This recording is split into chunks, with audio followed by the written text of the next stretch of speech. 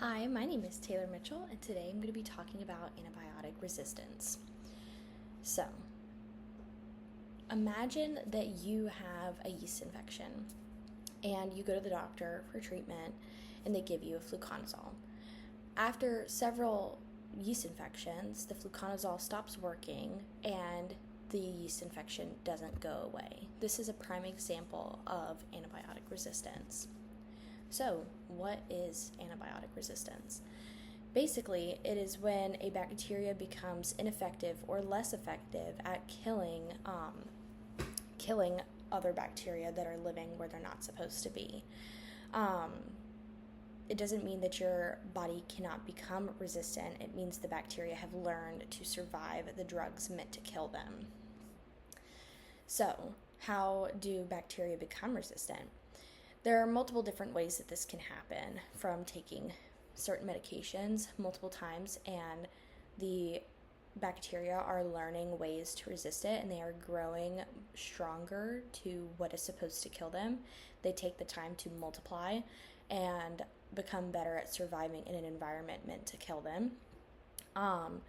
They do that by sharing the genes that know how to evade the medication that is sent to destroy them.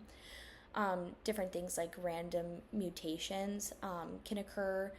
This is a process that sometimes one of those mutations can help the bacteria survive the antibiotic. So, how do doctors contribute to resistance?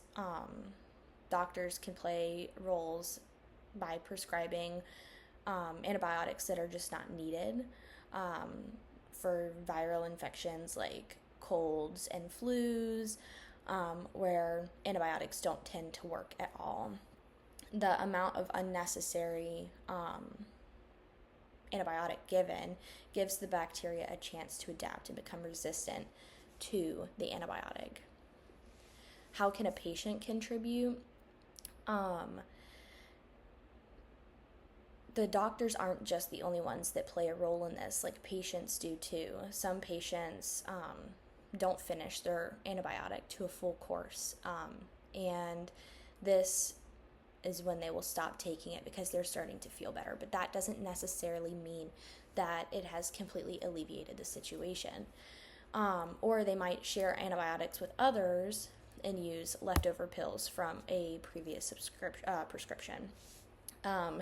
This actually occurred at one time recently with me. I had gotten a cold and had talked to one of my friends about it, and she was like, "Oh, I had that same thing a few weeks ago. I can give you the medication that I didn't finish." And I was like, "I can't do that because I need to be on a full course or my body can become resistant to it."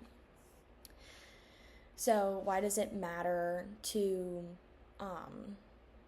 take your antibiotics the way that you're supposed to and treat your body the way that you're supposed to keep your body from becoming resistant?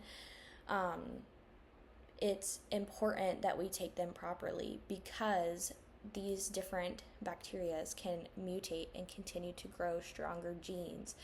And then the next person that gets them, when you pass it along to someone else or vice versa, the antibiotic isn't going to work and you're not going to be able to get healthy again through an antibiotic that should kill the bacteria in perfect theory.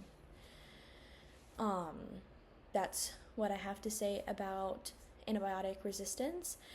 I think that it's important for us all to prioritize following directions given by doctors, follow what we know is wrong with our bodies, but also being okay finishing our antibiotics or whatever is necessary so that we can continue to be healthy and happy without creating bacteria that has stronger gene mutation and could infect others and possibly not allow them to heal through antibiotics.